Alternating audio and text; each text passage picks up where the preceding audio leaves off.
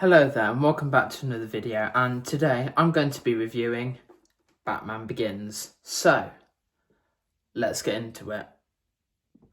So, what did I think of this film? I loved it. I think Christian Bale for me is the definitive portrayal of the Dark Knight, of Batman, of Bruce Wayne.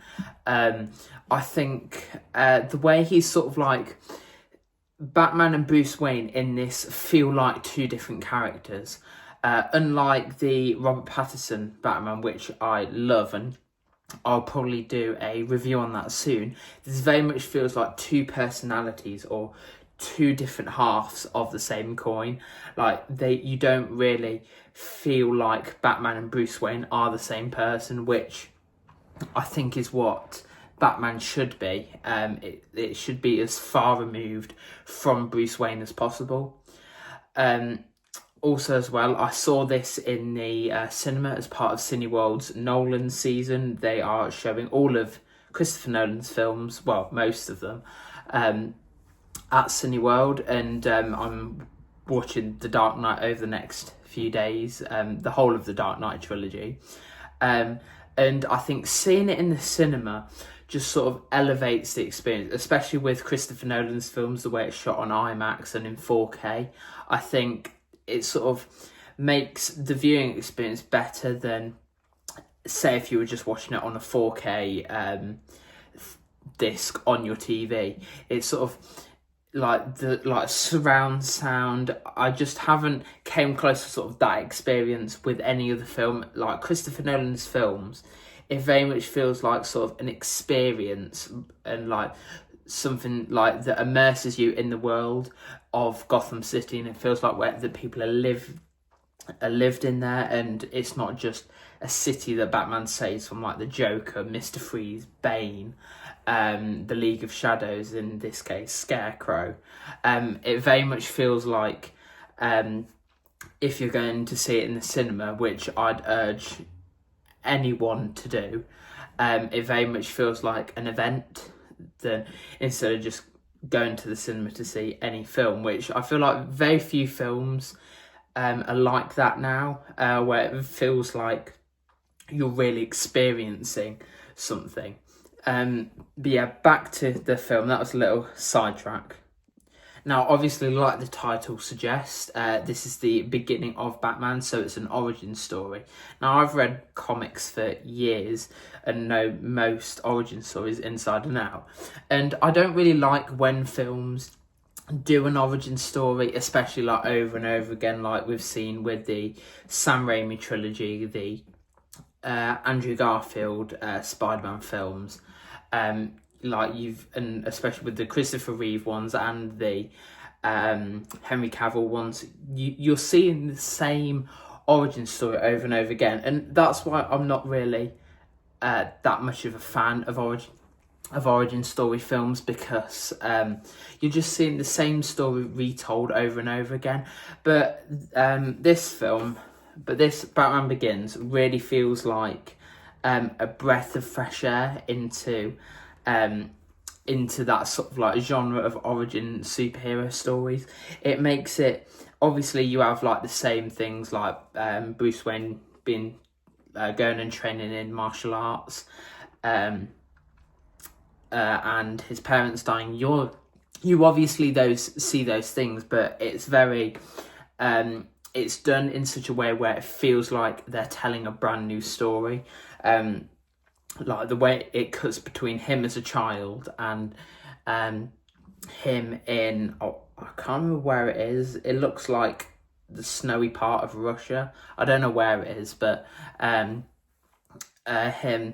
training with the League of Shadows, and how it like cuts between like different images of like bats like flashing everywhere.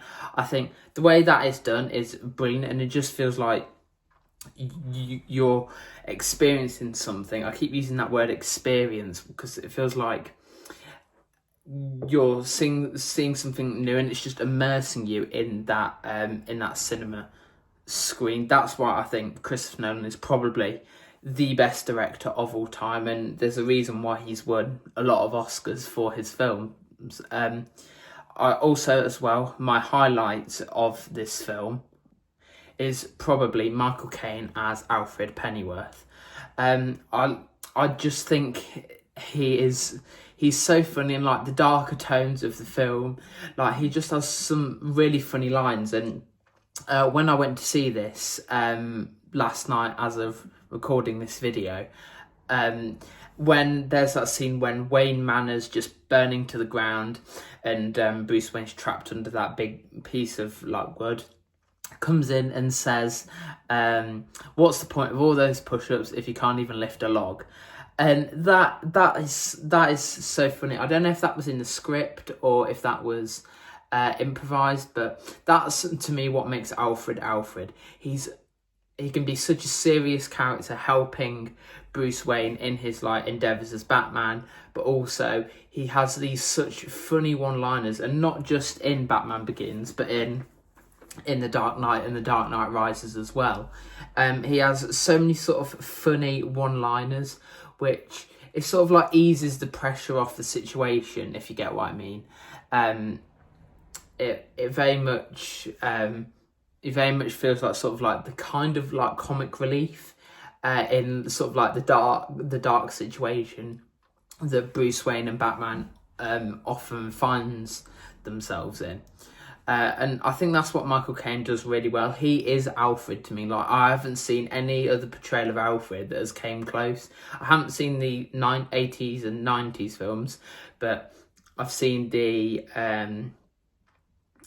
2022 The Batman, which again I will do a review on of it soon.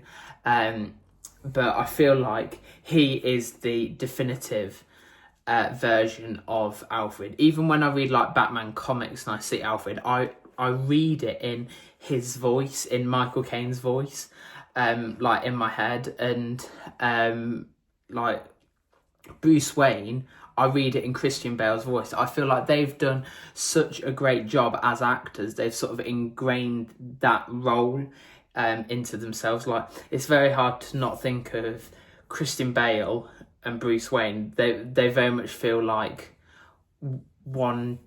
two halves of the same coin, if you get what I mean. I feel like they're the definitive portrayal of those characters.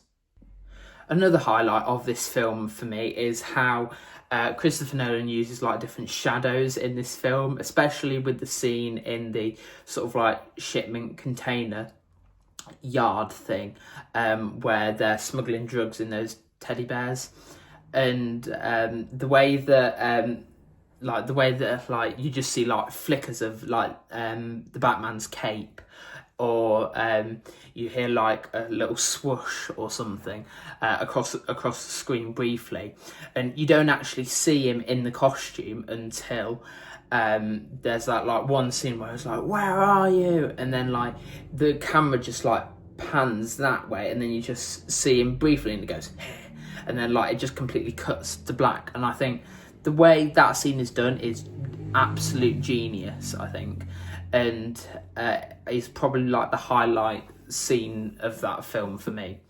Also as well, another great actor, Cillian Murphy, is in this, plays the Scarecrow.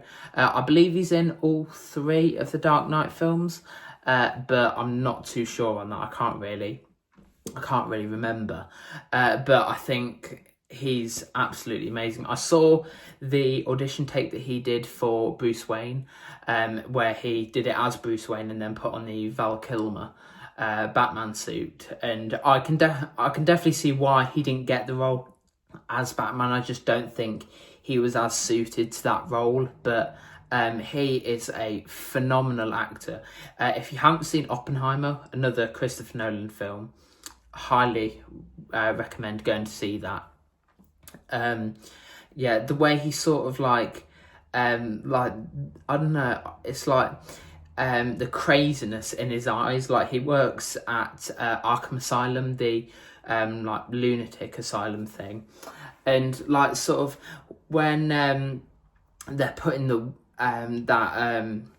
toxic thing into the water, like the toxic gas thing that evaporates all the water, and like he knows that Batman's coming, like the craziness in his eyes. I feel like it's very hard to sort of like show your emotion as an actor through your eyes. I think he does it brilliantly. I can picture it in my mind if I just close my eyes, and you could just see the wildness in the white of his eyes, how he really does seem crazy.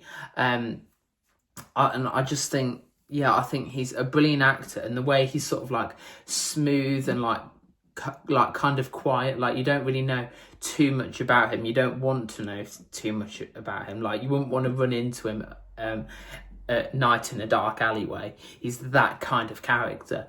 He's sort of he's sort of scary, but you kind of want to see him more, if that makes sense.